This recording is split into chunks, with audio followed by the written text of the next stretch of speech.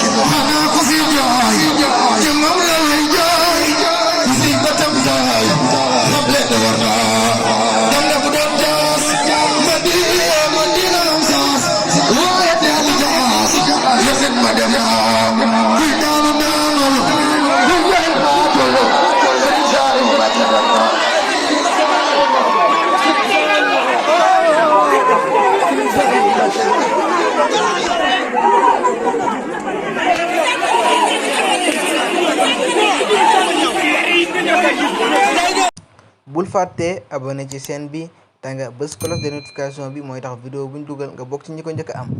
te nga aimé vidéo bi dinañ jàppale bu baax ci liggéey.